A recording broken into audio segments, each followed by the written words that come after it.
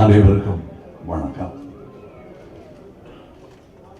இந்த எங்கள் பயணத்தில் ஆரம்பம் முதல் எங்களை தாங்கி பிடித்து இந்த மேடை வரை கொண்டு சேர்த்ததில் பெரும் பங்கு உங்களுக்கும் உள்ளது. அது மறக்க முடியாத உண்மை. நீங்கள் எப்போ வேணா இது எப்படி இருக்குன்னு தெரியலன்னு ஒரு அங்கலாய்ப்புடன் யாருமே பேசலைங்கிறது எங்களுக்கே ஆச்சரியமா இருந்தது.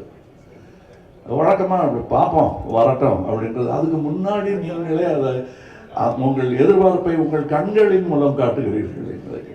எனக்கு என்னுடைய யூனிட்டை பார்க்கும்போது முகதாட்சியம் கருதி நல்லா இல்லைங்கிறத நல்லா இல்லைன்னு சொல்ல மாட்டாங்க, நல்லா இருக்குங்கிறத ஒரு கை தியேட்டர் ரசிகர் மாதிரி கை தட்டி விசில் இல்லாமல் அடிக்க முடியும்.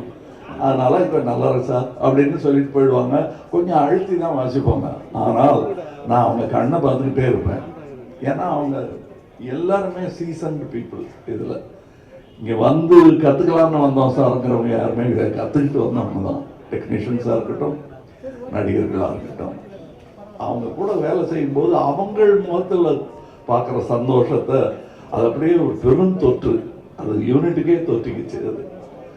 அதை உங்களுக்கும் வழங்க வேண்டும் என்பதுதான் எங்கள் ஆசை. எங்களுக்கு வேற பெரிய பெருமைகள் இப்படி பண்ணியிருக்கோம் அப்படி பண்ணியிருக்கோம் பேசுறதை விட ஒரு க்ளோஸ்அப், அது சிம்பு சார் தான் இருக்கட்டும், இல்லை ஒரு சின்ன பையன் தான் இருக்கட்டும், அது எடுக்கிறதுக்கு ஒரு 50 பேர் வேலை செய்வாங்க. திரை பூரா ஒரு முகம் தான் இருக்கும். அது அப்படி அதுக்கே அப்படின்னா இதில் நீங்கள் பாருங்க, காரை பரட்டி போட்டு தமிழ் சினிமாவையும் புரட்டி போடணுங்கிறது தான் எங்களுக்கு ரொம்ப நாள் ஆசை. அதை செய்ய முயற்சி பண்ணிகிட்டே இருக்கோம். எல்லா நேரமும் தூக்க முடியாது, யாராவது உதவிக்கு வேணும். புரட்டி போடுறதுன்னு பெரிய விஷயம். கொஞ்சமாவது அதை நகர்த்தலாம் நாங்கள் விரும்பும் திசை நோக்கி அப்படின்னதுல இதில் எங்களுக்கு கிடைச்ச படை வீரர்கள் நிறைந்த படை. அதுவும் பிஹைண்ட் த சீன்ஸில் நீங்கள் பார்த்தது ஒரு கிளிம்ஸ் தான். ட்ரெயினில் வேகமாக போகும்போது சீனரி தெரிகிற மாதிரி உங்களுக்கு தெரியும். நாங்கள் கிட்ட ஜங்ஷனில் நின்று எல்லாரையும் வண்டியில் ஏற்றிக்கிட்டு வந்தவங்க எத்தனை பேர் உழைத்திருக்கிறார்கள். இன்டர்நேஷ்னல் தரத்தில் இருக்கும் எங்கள் டெக்னீஷியன்ஸ். நிஜமாவே வெளிநாட்டில் இருந்து வந்து வேலை செஞ்சவங்க, இங்கிருந்து வேலை செஞ்சவங்க வெளிநாட்டுக்காரங்க பாராட்டுற அளவுக்கு வேலை செஞ்சுருக்காங்கிறது தான் என்னுடைய தாழ்மையான கருத்து. உதாரணம், மணிரத்னம் சாரை பற்றி சொல்ல வேண்டாம். மணிரத்னம் ஃபிலிம் அப்படின்னு போட்டுக்கொள்வதற்கான எல்லா தகுதியும் கிட்டத்தட்ட 40 வருஷத்துக்கு முன்னாடியே அவர் பெற்றுட்டார். இது இட்ஸ் அ மணிரத்னம் ஃபிலிம். இவர்களைப் போலவே எனக்கு அவர் படத்தில் நடிப்பது நாசருக்கு நாயகன் போது எப்படி இருந்ததோ அந்த மாதிரி இருந்தது எனக்கு. ஏன்னா நான் பார்த்த அந்த இளைஞர் மணி இன்னைக்கு ஞானியாக, சினிமா ஞானியாக மாறி இருக்கிறார். எனக்கு பட்டம் கொடுத்துருக்கிறாங்க அந்த மாதிரி. ஸோ அவர் கூட வேலை செய்கிறது எனக்கு குதூகலமாக இருந்தது என்பது தான் உண்மை. அது எல்லாருக்கும் தெரியும், படம் பார்க்கும்போது தெரியும்.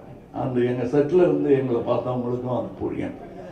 இதில் இருக்கிற டெக்னீஷியன்ஸ், எடிட்டர், ஒரு ட்ரெய்லர்லேயே தூக்கிட்டாங்க மணியும் அவரும் சேர்ந்து. அது ஒரு சூப்பர் ஹிட் பண்ணிட்டாங்க. அதெல்லாம் நல்ல சிறந்த டெக்னீஷியன்கள், பதட்டம் இல்லாமல் எந்த பெரிய இடையூறுகளையும் தாண்டும் அந்த லாபகம் அவர்களுக்கு இருக்கிறது. அதே மாதிரி ரவி கே சந்திரன் இந்நேரம் அமெரிக்காவில் படம் எடுத்துட்டு இருக்க வேண்டியது, அது 20 வருஷம் முன்னாடியே எழுந்திருக்க வேண்டியது. மருதநாயகம் அதனுடைய சினிமாட்டோகிராஃபர் அவருடன் முழுவதுமாக ஒரு முழு படத்தை முடித்தேன் என்ற பெருமை. அது பாதியில் விட்டோங்கிற வருத்தம் எனக்கு ரொம்ப உண்டு. ஆனால் அதில் இந்த படத்தின் மூலம் அதில் இருந்ததை விட இன்னும் சிறந்த சினிமாட்டோகிராஃபராக அவர் திரண்டு வந்திருக்கிறார் எங்களுக்காக. அது தெரியும், படத்தில் பார்த்தா பேசுவாங்க. அதை நான் சினிமா விமர்சகர்களிடம் விட்டு விடுகிறேன். அவருக்கு நல்ல பேர் கிடைக்கணும். நானும் சினிமா விமர்சகன் தான், நானும் சினிமா ரசிகன் தான். நான் சுவைத்த விஷயத்தை உங்களுக்கு நான் சொல்லுகிறேன். வியாபாரம் வெற்றி பெறணும், அதெல்லாம் ஓகே. என் சினிமாவும் வெல்ல வேண்டும் என்பதுதான் ஆரம்ப காலத்திலிருந்து நாங்கள் அதான் ஒரே மாதிரி எண்ணமுடையவர்களுடன் பேசிக்கணும். நாங்கள் செட்டில் இருக்கும்போது மணி சார் ஆகட்டும், நடுவில் போய் பேச டைம் இருக்காது. அதுவும் டெக்னீஷியன்ஸுக்கு மேலேயும் கீழையும் பார்த்துக்கிட்டு ஒரு மாதிரி சித்தர் மாதிரி அங்கே அதுக்கு நடுவில் நாங்கள் பேசுறது கூட அரட்டையாக இருக்காது. லஞ்சில் உட்காந்து பேசுறது கூட சினிமாவை பற்றியாக இருக்கும், வேற ஒருத்தர் எடுத்த நல்ல சினிமாவை பற்றியாக இருக்கும்.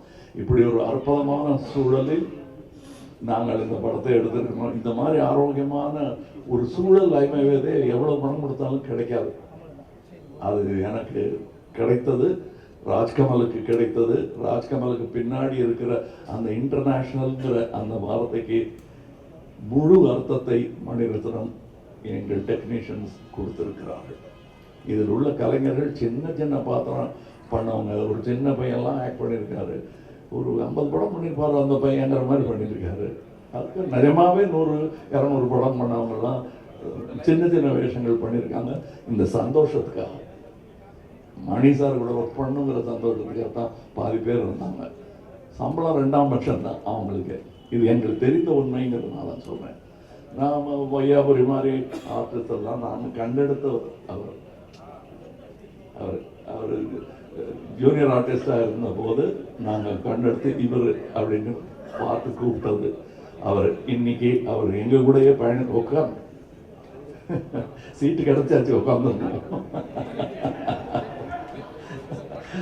அது ரொம்ப கஷ்டம். அந்த நிலையிலிருந்து வந்த அவருக்கு தான் தெரியும். இன்னைக்கு இங்கே ஜோஜோ இல்லை, இப்போ இந்த முன் வரிசை இல்லாமல் இருக்கிற எல்லாருமே என் நண்பர்கள் தான். அவங்களுக்கு இந்த வாய்ப்பு கிடைச்சது எனக்கு பெருமையாக இருக்கு. நீங்கள் படம் பார்த்துட்டு இவங்களெல்லாம் பற்றி நான் பேசுகிறேன். ஏன்னா இப்போ பேசும்போது அவர்கள் பெயரை மட்டுமே குறிப்பிட வேண்டி வரும். அவர்கள் திறமையும் பற்றி பேசுவதற்கு இன்னொரு விழா நடக்கத்தான் போகிறது என்று எனக்கு தோன்றுகிறது. அந்த விழாவில் உங்களிடம் பேசுகிறேன். மற்றபடி எனக்கு உறுதுணையாக இருந்த தமிழ்நாட்டிற்கே நன்றி சொல்ல வேண்டும். நான் மேடையில் பேசும்போது உயிரே உறவே தமிழே என்று சொன்னதற்கான அர்த்தத்தையும் நான் முழுமையாக உணர்கிறேன். நன்றி, வணக்கம்.